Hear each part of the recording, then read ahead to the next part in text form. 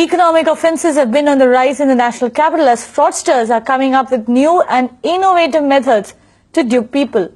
At least 6 cases of check-related frauds have been reported in Noida, with a similar modus operandi used in each one of them. The Noida Cybercrime Cell is now assisting the Noida police in solving these cases, but so far they haven't been able to nab the fraudsters. Apurva joins me now with more details on this.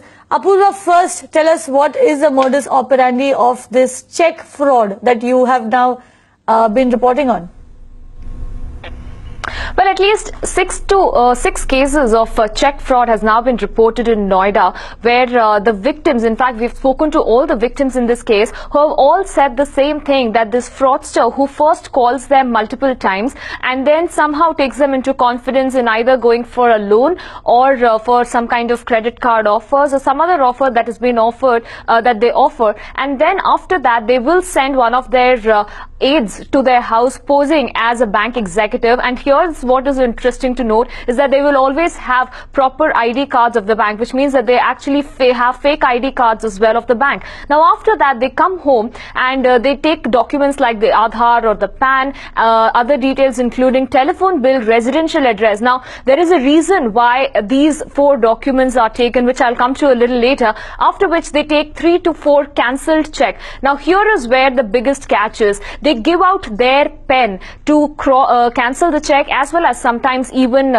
sign the check, after which they take all these documents, and then 4-5 days later the victim realizes that his phone is switched off. This is where the fraudster would have called the mobile service provider, given him details like the Aadhaar, PAN, details regarding telephone bill, residential address, saying that the victim's phone has been stolen or there is some issue with the SIM and that SIM needs to be temporarily deactivated. When that SIM gets deactivated, that is when they take that check, the cancelled check, to the bank and they withdraw. Now the victim, in fact in this case, who went to the bank to question as to how can a cancelled check, how can 4,70,000 be withdrawn from his account, to his surprise he saw that the same check that he signed and cancelled was the check that was used to withdraw money.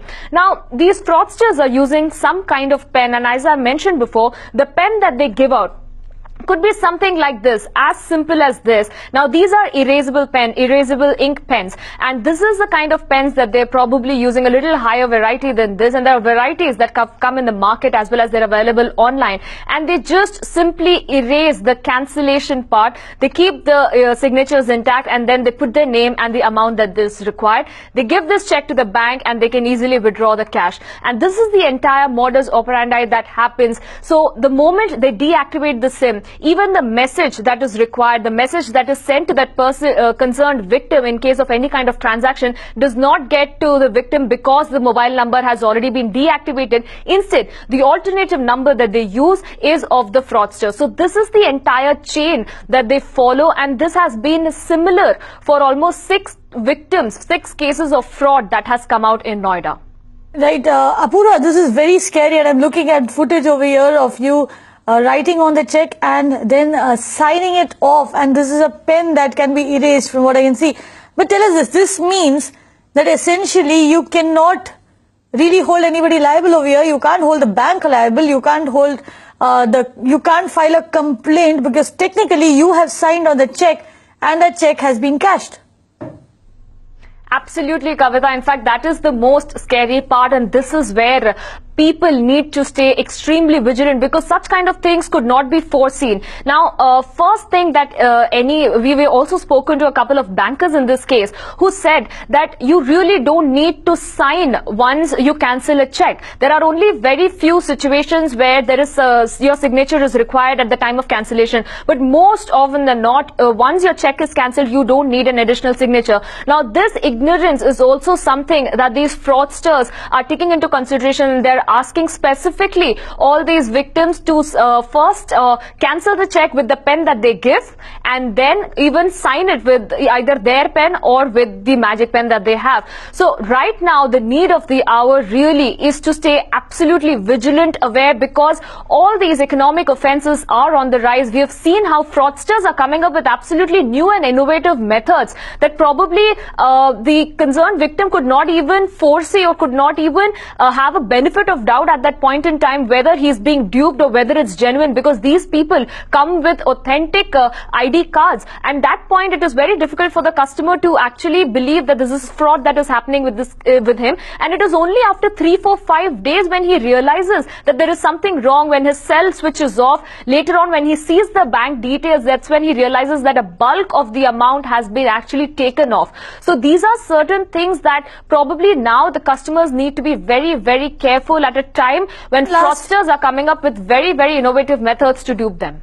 Exactly. Apurva, one last question to you. You did mention that the cybercrime cell and the Delhi police are working in tandem to solve the case.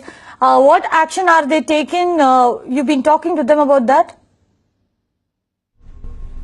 Well, currently, most of the sections of the IPC, like Section 420, has been registered against all these cases, because this certainly does not entirely come under the cyber crime. The IT acts are not entirely put into it, but the cyber cell of Noida are just assisting the Noida police in trying to solve these cases, because there's been almost 6 cases and there hasn't been any breakthrough in these cases so far. So they're just assisting the Noida police in trying to find the fraudsters who have been part of this entire incident. Now they haven't been able to narrow down. Of course, they're saying that they're very hopeful that in the coming days they will be able to catch these fraudsters, but so far they haven't been able to make any breakthrough in this case.